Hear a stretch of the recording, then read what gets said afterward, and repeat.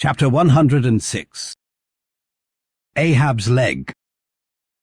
The precipitating manner in which Captain Ahab had quitted the Samuel Enderby of London had not been unattended with some small violence to his own person. He had lighted with such energy upon a thwart of his boat that his ivory leg had received a half-splintering shock, and when after gaining his own deck and his own pivot-hole there, he so vehemently wheeled round with an urgent command to the steersman, it was, as ever, something about his not steering inflexibly enough. Then the already shaken ivory received such an additional twist and wrench that though it still remained entire, and to all appearances lusty, yet Ahab did not deem it entirely trustworthy, and indeed it seemed small matter for wonder that for all his pervading mad recklessness, Ahab did at times give careful heed to the condition of that dead bone upon which he partly stood. For it had not been very long prior to the Pequod's sailing from Nantucket that he had been found one night lying prone upon the ground, and insensible, by some unknown and seemingly inexplicable, unimaginable casualty, his ivory limb having been so violently displaced that it had stakewise smitten and all but pierced his groin.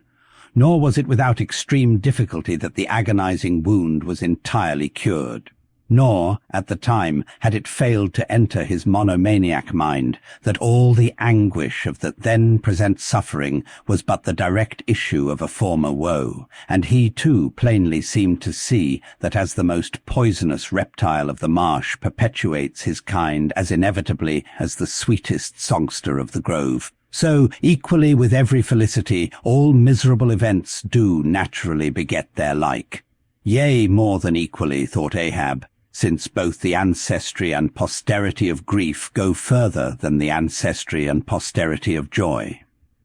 For not to hint of this, that it is an inference from certain canonic teachings, that while some natural enjoyments here shall have no children born to them for the other world, but, on the contrary, shall be followed by the joy-childlessness of all hell's despair, whereas some guilty mortal miseries shall still fertilely beget to themselves an eternally progressive progeny of griefs beyond the grave. Not at all to hint of this, there still seems an inequality in the deeper analysis of the thing, for, thought Ahab, while even the highest earthly felicities ever have a certain unsignifying pettiness lurking in them, but at bottom all heart-woes, a mystic significance, and in some men an archangelic grandeur, so do their diligent tracings out not belie the obvious deduction. To trail the genealogies of these high mortal miseries carries us at last among the sourceless primogenitures of the gods, so that, in the face of all the glad haymaking suns and soft cymballing round harvest moons, we must needs give in to this, that the gods themselves are not forever glad. The ineffaceable, sad birthmark in the brow of man is but the stamp of sorrow in the signers. Unwittingly here a secret has been divulged, which perhaps might more properly in set way have been disclosed before. With many other particulars concerning Ahab, always had it remained a mystery to some why it was that for a certain period, both before and after the sailing of the Pequod, he had hidden himself away with such Grand Lama-like exclusiveness, and for that one interval sought speechless refuge, as it were, among the marble senate of the dead.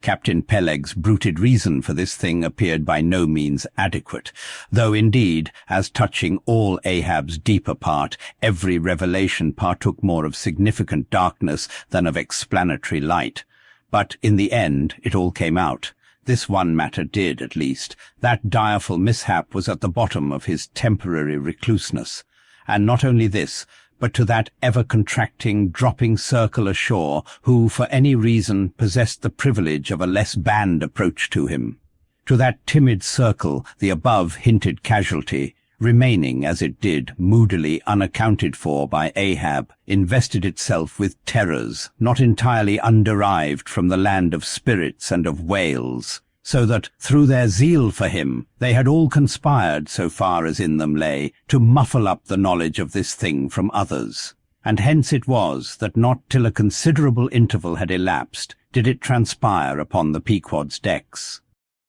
But be all this as it may, let the unseen, ambiguous synod in the air, or the vindictive princes and potentates of fire, have to do or not with earthly Ahab, yet in this present matter of his leg he took plain practical procedures. He called the carpenter,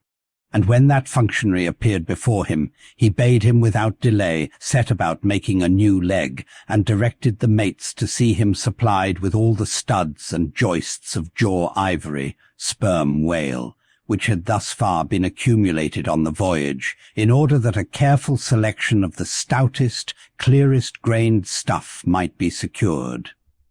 This done, the carpenter received orders to have the leg completed that night, and to provide all the fittings for it, independent of those pertaining to the distrusted one in use.